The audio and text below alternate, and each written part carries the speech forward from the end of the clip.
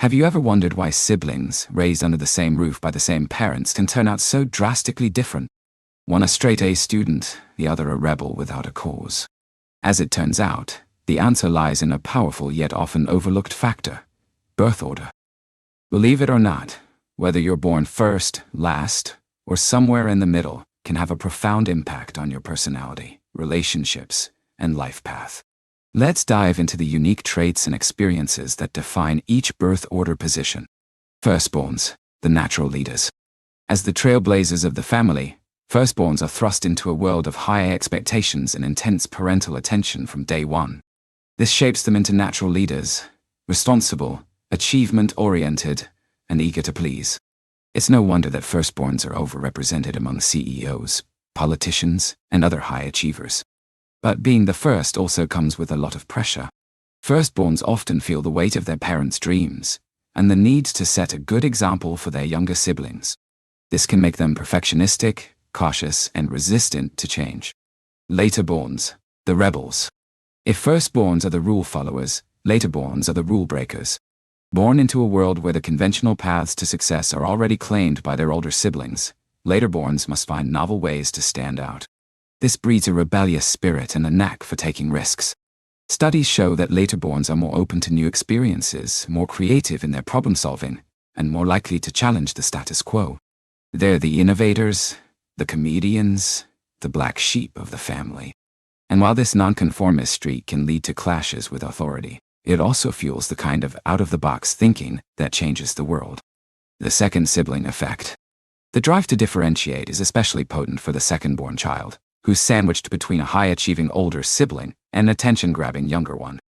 This second sibling effect can result in a personality that's a stark contrast to the firstborns, more unconventional, more aggressive in seeking attention, more eager to find an alternative route to success.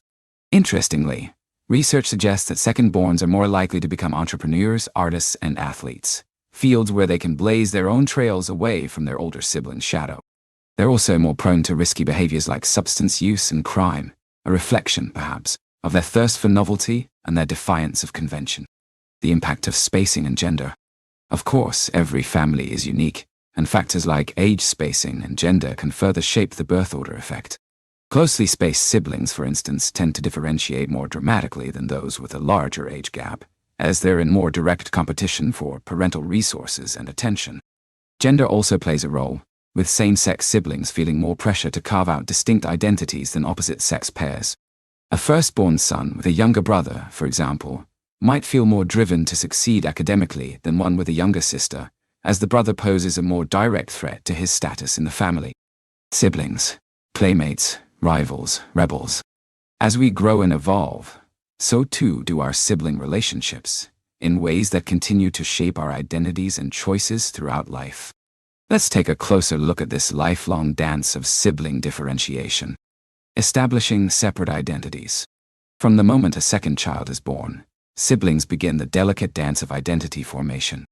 At first, younger siblings often idolize and imitate their older counterparts, trying on their interests and personalities like hand-me-down clothes.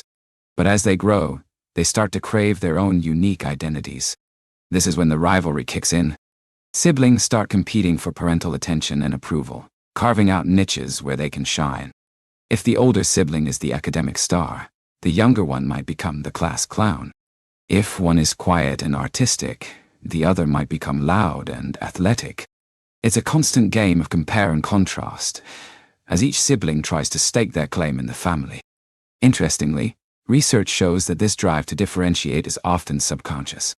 In studies where siblings are asked to rate their own personalities, they often emphasize the traits that distinguish them from their siblings, even if objectively they're quite similar.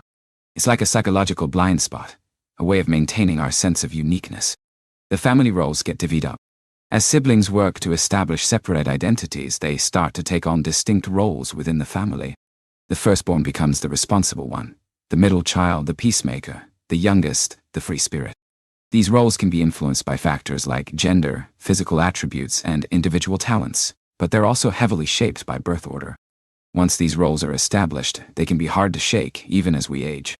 The baby of the family might be in their 40s with kids of their own, but at family gatherings, they still get treated like the irresponsible one. The eldest might be struggling financially, but they're still expected to host the holidays and keep the family in line. These early labels become self-fulfilling prophecies, influencing how we see ourselves and how others treat us for a lifetime. Continuing to diverge over time. Research shows that siblings' personalities continue to diverge throughout adulthood, in a never-ending dance of identity negotiation.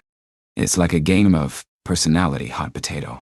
When one sibling embraces a trait or role, the others pivot in the opposite direction to maintain their distinctive identities. If your sister becomes more politically conservative, you might find yourself drifting further left. If your brother takes up meditation and yoga, you might gravitate toward more adrenaline-fueled hobbies. This lifelong differentiation can lead to siblings having very different lifestyles, values, and even worldviews as adults, a phenomenon that can be bewildering for parents who raise them in the same environment. But from a psychological standpoint, it makes perfect sense. It's the logical extension of the differentiation process that started in childhood.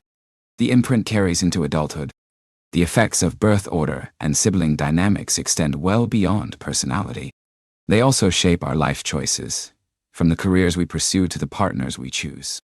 Firstborns, for instance, are more likely to follow conventional paths to success, becoming doctors, lawyers, and business leaders. Laterborns, on the other hand, are more drawn to creative, unconventional fields where they can make their own mark, becoming artists, musicians, and entrepreneurs.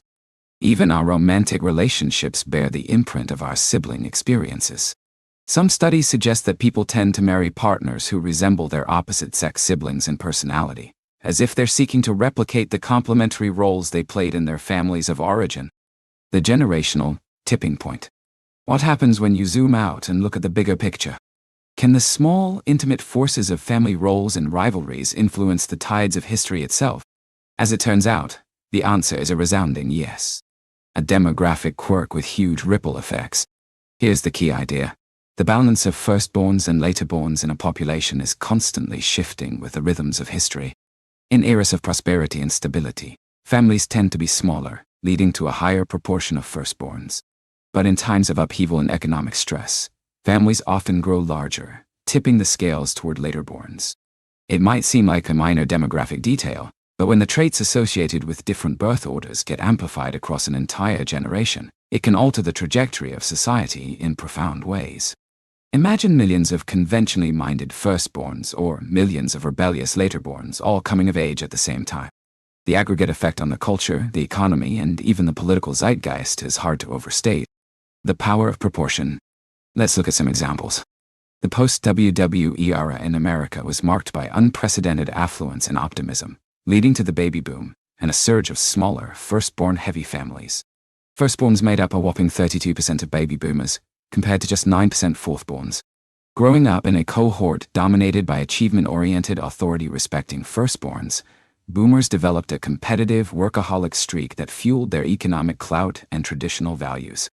Fast forward to the millennials, born into larger, more financially strained families in the 80s and 90s.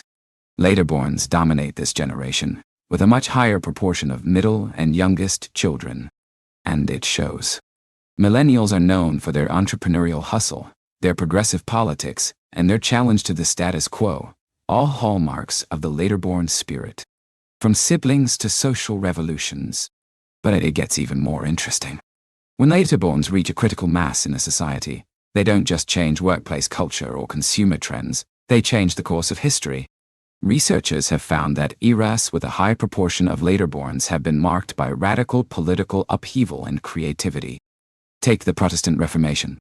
In the early 1500s, a perfect storm of factors, including the advent of the printing press and a surge in population growth, led to larger family sizes and a sudden influx of laterborns. These rebellious younger siblings were instrumental in challenging the authority of the Catholic Church and ushering in a new era of religious and political individualism. Or consider the American Revolution. In colonial America, high mortality rates and the need for agricultural labor led to large families and a disproportionate number of laterborns among the colonists.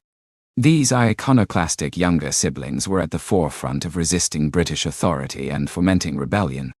Some historians even argue that America itself is a kind of defiant younger sibling to the British Empire.